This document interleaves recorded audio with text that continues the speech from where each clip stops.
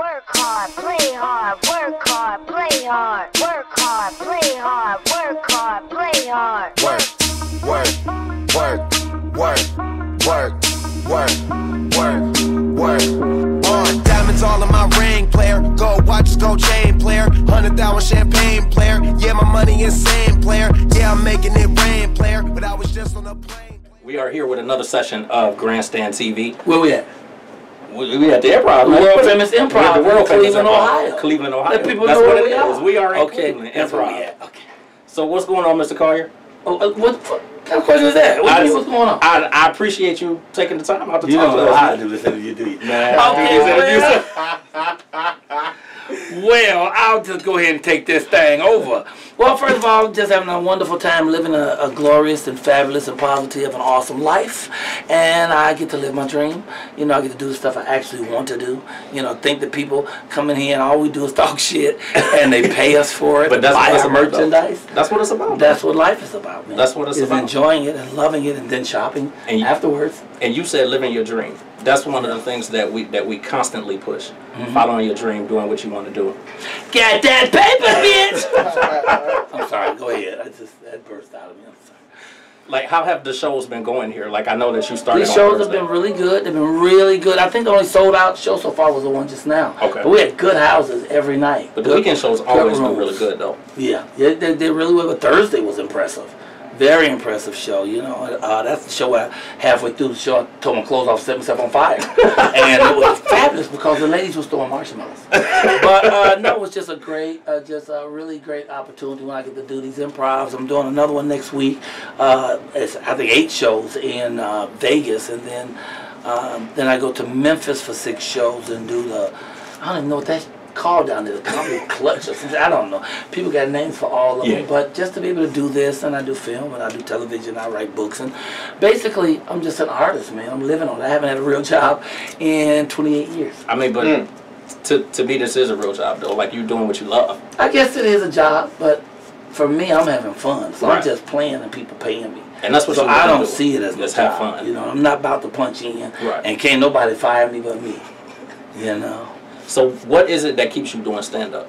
I mean, you've been The doing this love so of long. it, I enjoy it, and out of all the stuff I do, I love it the best. Because I look back to Def Comedy Jam, obviously, You have to look 1995. that far back? I mean, I'm sorry. that's when and I'm not gonna lie. That's when I got hip to you. That's 1995. when Great Def Bernie Comedy Mac Jam. was alive then, bro. Exactly.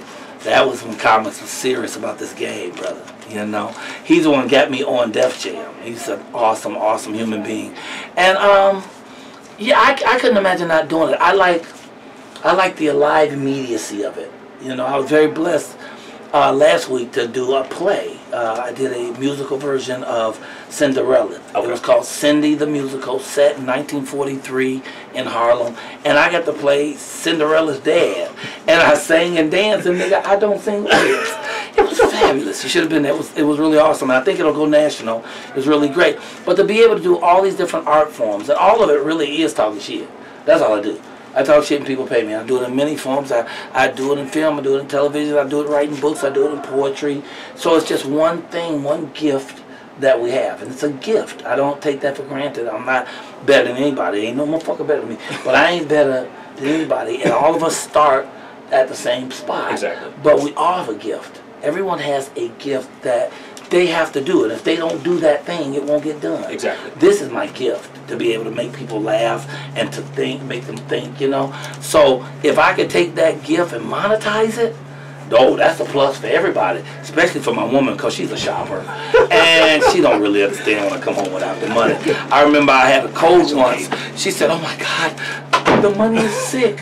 Somebody get the money some soup, you know. So, so it's just a great life. So for the time that you've been in this, what would you say has changed the most? I mean, obviously you've been doing stand-up the entire time.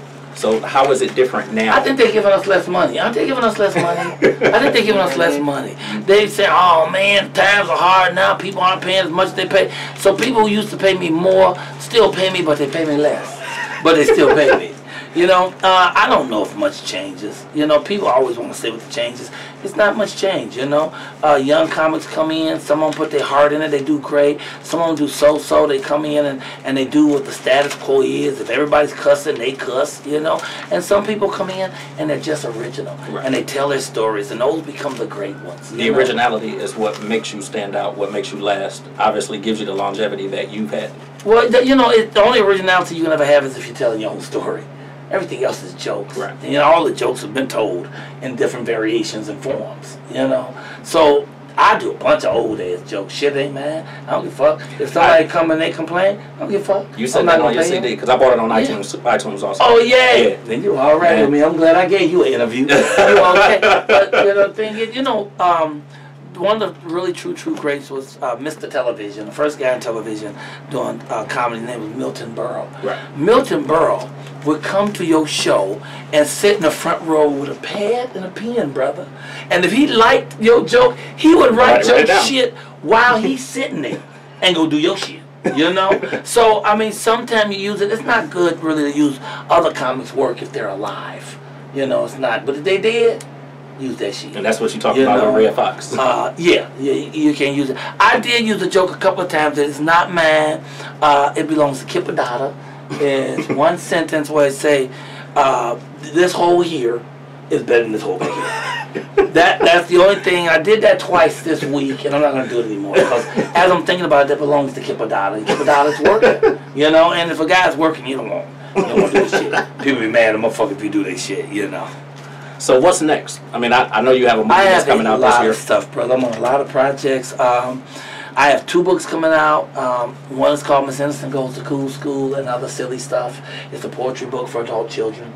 Then I have a book called Michael Goes Motivational, where I'm putting a lot of the motivational things I've written on my blogs, and I'm telling my story. So it's autobiographical as well as motivational, because I'm going to start doing motivational speaking towards the end of this year, and that's the book I'm going to use to do that with, you know. But we're doing a music video in Chicago right now to turn around the black on black murders. So it's called The Soundtrack of My Life. Okay. And so far I have Twister, The Brat, Brandy, Dave Hollister, Eric Benet, there's a new boy in Chicago named Solo Redland, who is off the chain. The reigning queen of hip-hop in Chicago named is New Sense. I have her on, and a guy named GLC.